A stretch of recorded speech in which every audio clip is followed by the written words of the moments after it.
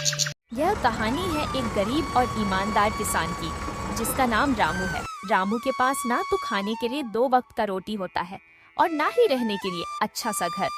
रामू के पास बस एक छोटा सा खेत था, जिसमें वो खेती किया करता था और करता भी था तो बारिश के भरोसे। हे भगवान, इस बार भी बारिश नहीं हुई। एकमात्र खेती ही तो सहारा था। अब बारिश भी नहीं हो रही।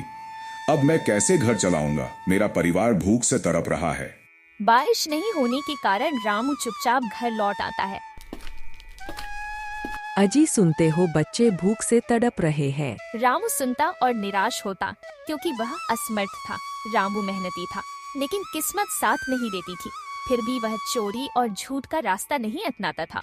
एक दिन रामू अपने घर जा रहा था, तब उसे रास्ते में एक साधु बाबा मिलते हैं। वो बहुत प्यासे थे।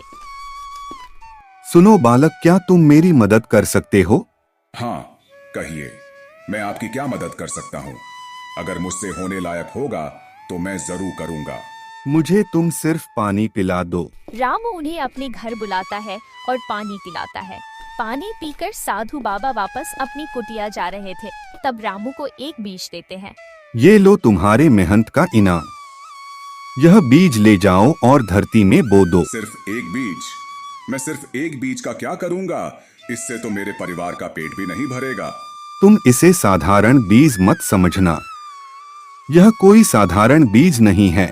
रामू उस बीज को लेकर चुपचाप घर आ जाता है, क्योंकि उसके पास और कोई चारा नहीं था। एक दिन रामू उस बीज को लेता है और उसे अपने खेत में बो देता है। हालांकि रामू को उस बीज पर ज्यादा भरोसा नहीं था, फिर भी वह ऐसा करता है, क्योंकि उसके पास खाने के लिए कुछ भी नहीं था। रामू बीज को बोकर वापस अपने घर चला जाता है।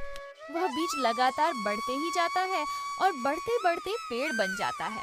अगले दिन रामू की पड़ोसी रामू के खेत के पास से गुजर रही थी, तब वो रामू के खेत में बड़ा सा पेड़ देखकर चौंक जाती है। बाप रे, रामू के खेत में इतना बड़ा पेड़, और वो भी सोने का। ऐसा कहकर रामू की पड़ोसी वहाँ से चल देती है। एक रात रामू के खेत में तेजी सी रोशनी चमकती है और छोटा पौधा विशाल पेड़ बन जाता है। अगले दिन जब रामू अपने खेत में आता है, तो सोने का पेड़ देखकर बहुत खुश होता है और खुशी के मारे नाचने लगता है। बीज ने रामू का भाग्य ही बदल दिया।